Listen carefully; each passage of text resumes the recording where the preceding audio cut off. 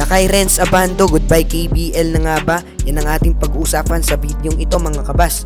Hindi nga lingid sa ating kaalaman na marami ang ginawa ni Renz sa anyang KJC. Noong nakalipas nga na taon ay talagang ginawa lahat ni Lakay ang kanyang makakaya para sa team ng anyang KJC at nag-champion nga sila noong last season. Pero usap-usapan ngayon sa KBL ay mukhang papalitan ng araw itong si Renz Abando at mukhang kukuha sila ng panibagong Asian import na mas lalo pa itong lumakas na nagsabi ang iba't ibang mga rumor ay tutungo nga raw rito ang kanilang coach sa Pilipinas o kaya naman ay ang scouting team nito na hahanap ng isang Asian import na ipapalit kay Abando at mukhang ile-let go na nga itong ating kabayan na si Renz Abando. Masakit talaga ang i-let go mga kabas.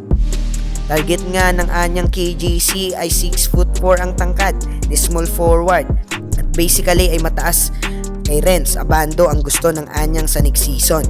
Pero bago pa nga mga kabas bumitaw ang anyang kay Renz ay nauna na itong si Lakay na magsilita. Siya naaalis na. Sabi ng ating kabayan sa kanyang team na anyang Grid Booster ay gusto na nga ni Renz na pumirma sa iba't ibang kupunan dahil bumabalik na ulit ang lakas nito matapos magka-injury.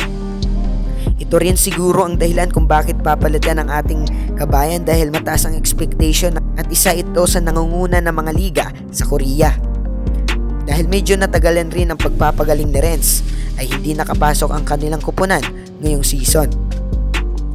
Ngunit alam naman natin na hindi rito magtatapos ang karir ng ating kabayan na si Renz dahil nakaabang na nga mga kabas ang Japan B-League para kay Lakay dahil hindi pa siya sigurado na pumirma ulit sa renewal contract niya sa anyang.